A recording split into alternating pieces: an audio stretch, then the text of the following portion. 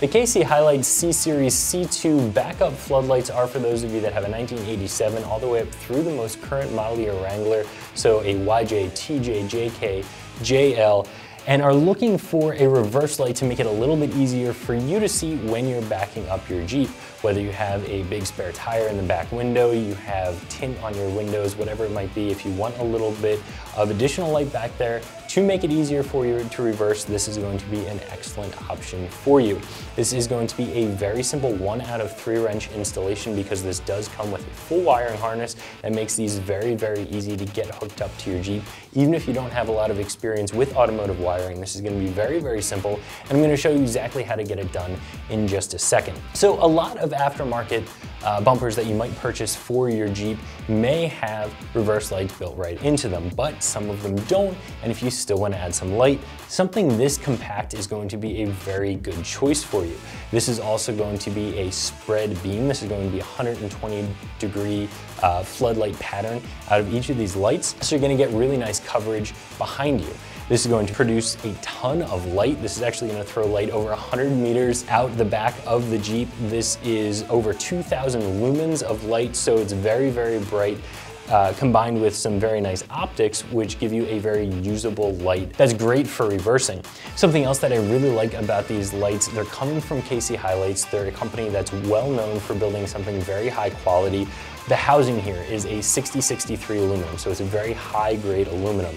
These are military spec all the way down to the breathers on the back of these.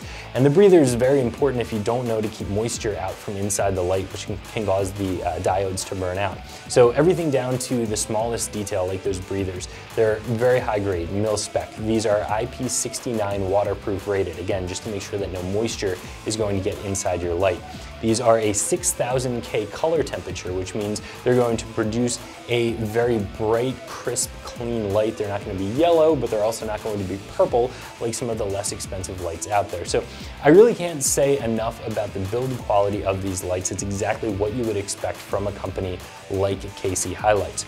I also like that this is a very complete kit. I already mentioned that this does come with a wiring harness. Now, this is KC's non-relay wiring harness. So this is going to give you a fuse and also a switch with 2 weatherproof connectors that'll plug directly into your lights and 2 leads that do go directly up to the battery. So again, this makes it very, very easy to install this whole setup, but it's designed to be installed so that the lights come on and off with only a switch, and so they're not going to be triggered off of that reverse light circuit in your Jeep. If you are looking for something that's going to automatically come on when you put your Jeep in reverse, there are some ways that you can use this kit, customize it a little bit, or I would recommend going with one of the other options out there, even one of the other options from KC Highlights that includes one of those relay harnesses. The other thing that's going to be included in the kit, aside from the 2 lights, are these mounting brackets here. These can be put pretty much anywhere. You can usually find a spot where there's a factory bolt you can take out and sandwich this plate in there if you choose to, or if you want to, you can always just drill a hole and mount these pretty much anywhere you desire. These are going to come in at right around that $150 mark, which I think is going to be an excellent deal for these. A lot of the time, the price doesn't match the quality, especially when you're looking at a light, but here I think you're getting even more than you're paying for. I think that the $150 price tag, or right in and around there, is going to be a really good deal for the quality of the light that you're getting. Now, the tools required for this installation to attach your lights to your vehicle are as follows: a ratchet or small impact gun, a 10mm socket, a 13mm wrench or socket, and a 5mm Allen key. All right, now let's begin our installation. Now, the first step is to, well, find a location that you want to mount your lights to. Now, since ours still has the factory rear bumper on it, I decided I'm going to sandwich our small brackets in between our factory frame rail and our bumper mounts. It's gonna be just under our license plate and just above our bumper. I feel like that's a good neutral space for them. Now, I'm not gonna spend too much time explaining how to get your bumper off. That's not what this is about. So we're gonna pull the end cap off, remove our 2 nuts on the back of our bumper studs, and flex our bumper out a little bit just to get our bracket into place.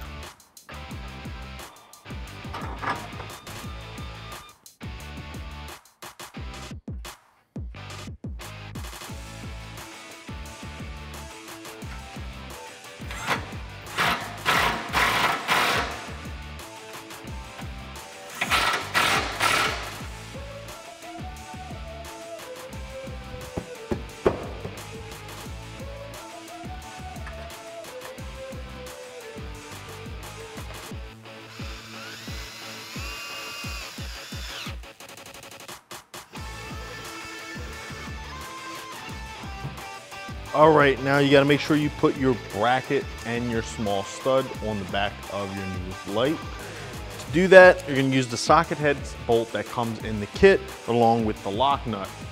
Now the socket head bolt's gonna be a 5mm Allen key, while the nut itself is gonna be a 10mm socket. Now to tighten those all down, you wanna use those in conjunction with each other, but don't tighten them down just yet until you get your lights mounted where you want to. That way you can adjust them and get them just right. Just go ahead and mount your new light to the bracket with your flat washer and the supplied lock nut on the back.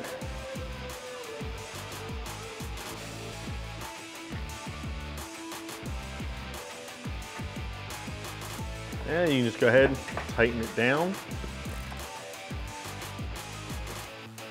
Make sure you keep it nice and straight.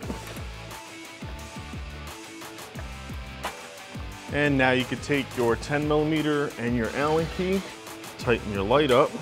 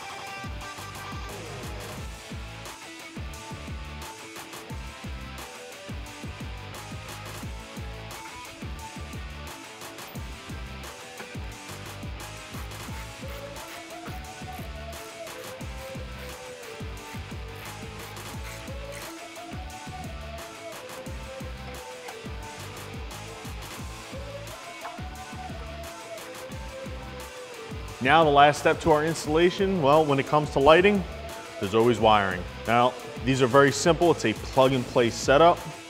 They plug right into the lights. You know, run your wires out of the way of anything that moves, out of the way of anything that gets hot, because you don't want them to burn and melt. You don't want them to get pinched or cut. Now you're gonna run the wires up. You're gonna go with your positive and your negative on the battery, and then you're gonna mount your switch where you seem fit inside your interior.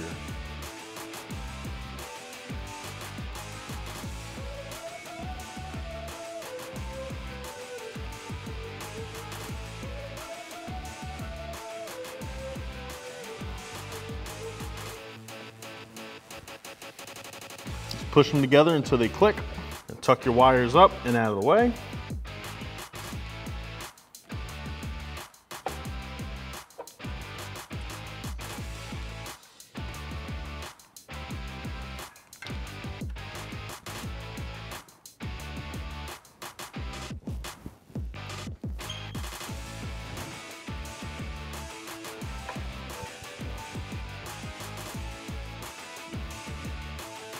All right, now you're gonna have a bit of excess wire when running these. They're made to be mounted just about anywhere, so you're gonna have a lot of extra. And that's okay. This way you're not hindered by the length of your wire where you can mount them. You're just gonna go ahead and spool them up, zip tie it together. Now we're gonna tuck that and tie that out of the way so that it doesn't get damaged anywhere. Just tuck it right down here next to our battery. Seems like a good spot. After that, we're gonna go ahead and hook our black wire to our negative side of the battery cable and our yellow one to our positive terminal. On your positive side, it does come with a fusible link with a fuse in it. That is a 20 amp fuse that's in there. That should be more than enough for our lights.